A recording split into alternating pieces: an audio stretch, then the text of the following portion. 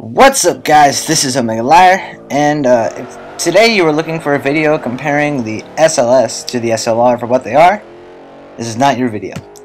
This is actually my SLS and then N SLR.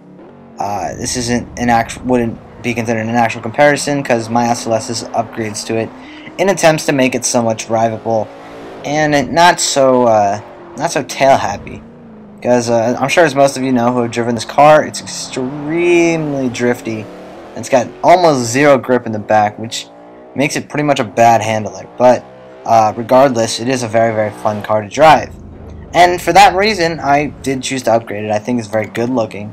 I think it's one of those supercars that really does trim a fine line between very classy businessman kind of car to crazy, super showy supercar.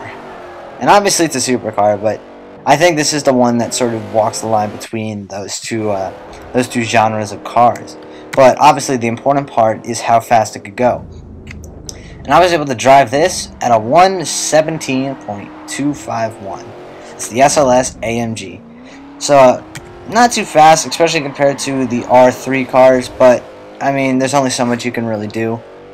This car is not a handler. Obviously, there's more upgrades that you can do, but I think they take away from the look. I could give it downforce, but that ruins the fun. Anyway, the other car is the basically the original car that the SLS spawned from, and that's the Mercedes SLR, or Mercedes McLaren SLR. And if I'm to say myself, I think it looks better from the back. But then you have it in the front, you have that old Mercedes design. But regardless, this does have engineering from both Mercedes and McLaren.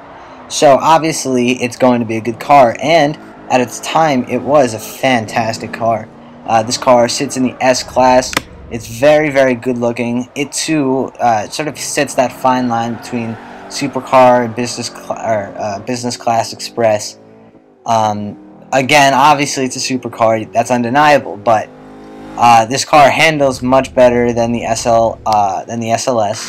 This car sounds much better than the SLS, although I completely cut off that corner. That's a bit of a fail. But anyway, I don't know. I enjoy driving this car more. And technically speaking, I should have been driving it on automatic. The car doesn't have manual. But yeah, what can you do? Anyway, the other important time that you're going to want to get is how fast was the SLR able to go. And this is completely stock SLR that was able to go 123.58. And I'll put the top gear time in the corner because this is a stock car, and I like to do that with the stock cars.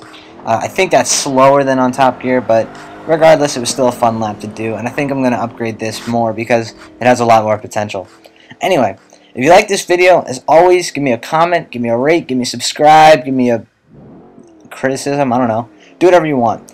Anyway, as always, like the video, blah, blah, blah. I'll see you in the next commentary, and thanks for watching. The donuts for the win.